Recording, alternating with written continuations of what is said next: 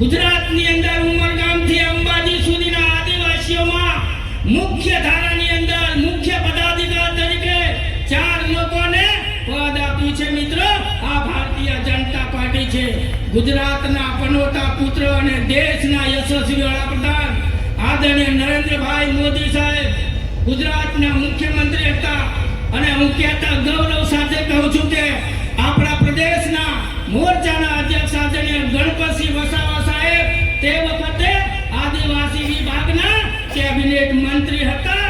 માન્ય ગણપતભાઈ વસાવા સાહેબના કેબિનેટ મંત્રી આદિજાતિ વિભાગ સંભાળતા ત્યારે 2007 ની અંદર ગુજરાતની અંદર વન બંધુ કલ્યાણ યોજના શરૂ કરવામાં આવી અને આ યોજનાની અંદર ઉમરગામથી અંબાજી સુધી 15,000 કરોડનું પેકેજ જાહેર કરવામાં આવ્યું અને આ પેકેજની અંદર છોટાઉદેપુર જિલ્લાની વાત કરીએ તો ગોંજારિયા, પુનિયાવાટ, વડા તલાવ, લીંડા ટેકરા આ પવિત્ર સ્થાનો ઉપર મોટી મોટી શાળાઓ બનાવવામાં આવી જેમાં આજે હજારો આદિવાસી દીકરા દીકરીઓ લાભ લઈ રહ્યા છે મિત્રો।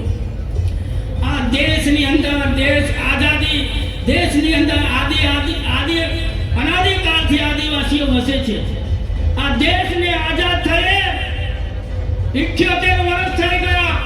દેશની અંદર મોટા ભાગનું રાજ કોંગ્રેસની સરકારે કર્યું પણ કોંગ્રેસ ક્યારે આદિવાસીઓનો વિચાર નથી કર્યો। આદિવાસીઓનો વિચાર કર્યો હોય તો ભારતીય જનતા પાર્ટીની સરકારે કર્યું છે। 1999 ની અંદર કેન્દ્રની અંદર ભારતીય જનતા પાર્ટીની સરકાર આવી। અટલ બિહારી વાજપેયી દેશના વડાપ્રધાન બન્યા અને આદિવાસીઓનું અલગથી મંત્રાલય આપવાનું કામ કોણે કર્યું તો ભારતીય જનતા પાર્ટીની સરકારે કર્યું છે મિત્રો। તાળીઓથી બજાવો ભારતીય જનતા પાર્ટીની સરકારને। આદિવાસીઓના સર્વાંગી વિકાસ માટે આદરણીય નરેન્દ્રભાઈ મોદી સાહેબ હમણાં કીધું તેમ ઘણા લોકો અહીંયા આદિવાસીઓના મસીહા બનીને આવે છે પણ સાચા અર્થમાં આદિવાસીઓના મસીહા હોય તો દેશના યશસ્વી વડાપ્રધાન આદરણીય નરેન્દ્રભાઈ મોદી સાહેબ છે મિત્રો। મોદી સાહેબ છે। મોદી સાહેબને એક વખત તાળીઓના ગડગડાટથી વધાવીએ મિત્રો। આદિવાસીઓની ચિંતા કરીને આદિવાસીઓના વિસ્તારમાં સર્વાંગી વિકાસ થાય।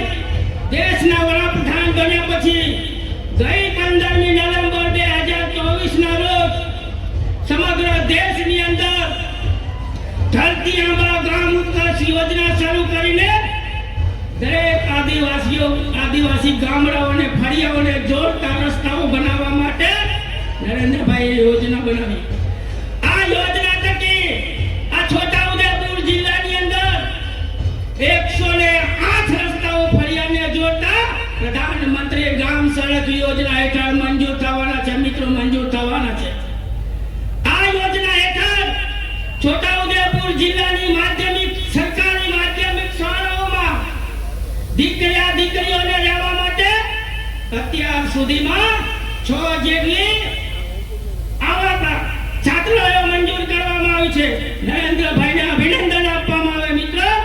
ખરેખર આદિવાસીઓને સન્માન આપનારી કોઈ સરકાર હોય તો ભારતીય જનતા પાર્ટીની સરકાર છે।